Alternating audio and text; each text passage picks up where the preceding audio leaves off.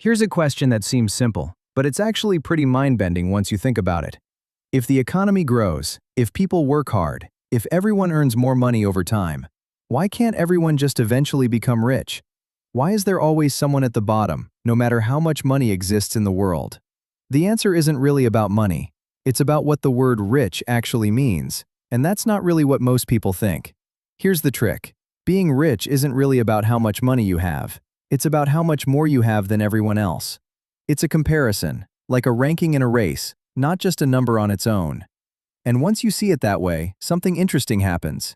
If everyone's money doubled tomorrow, nothing about who's rich would actually change.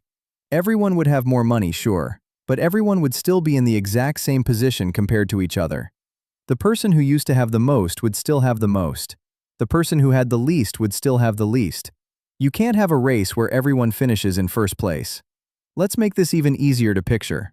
Imagine that tomorrow, every single person on Earth wakes up with $1 billion in their bank account.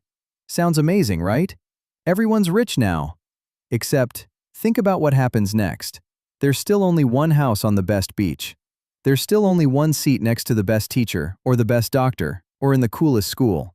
There isn't a magic machine that creates more beachfront houses or more spots at the best university just because everyone suddenly has more money. So what happens instead is that everyone starts offering more and more money for those same limited things. A house that used to cost $300,000 might suddenly cost $300 million because now everybody can afford to offer way more for it.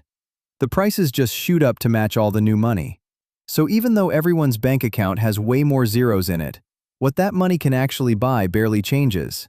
Everyone's kind of back to square one, just with bigger numbers. This has actually happened in real life, on a smaller scale.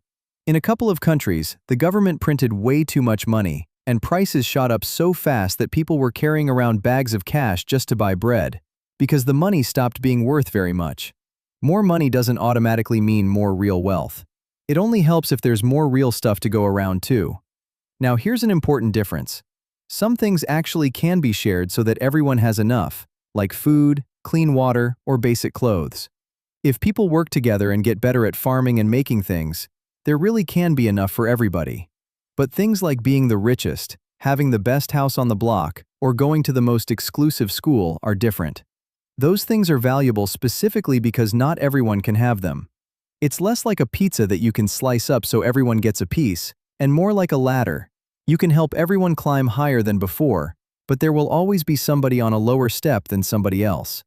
This isn't really about anything being unfair on purpose. It's more just how comparisons work.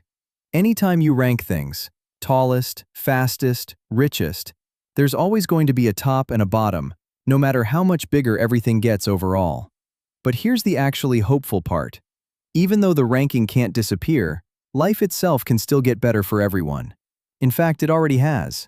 A regular person today often has things that even kings and queens didn't have hundreds of years ago. Clean water anytime you want it, medicine that can cure diseases that used to kill people, the ability to talk to someone on the other side of the world instantly. So while somebody will always be richer than somebody else, that doesn't mean life at the bottom has to stay bad. The ranking stays the same shape, but everyone's actual life can still get better. So next time it feels like everyone around you has more than you do, remember, being rich was never really about the number in your bank account. It was always about the gap between you and everyone else. And that's the one thing money by itself can never fully erase.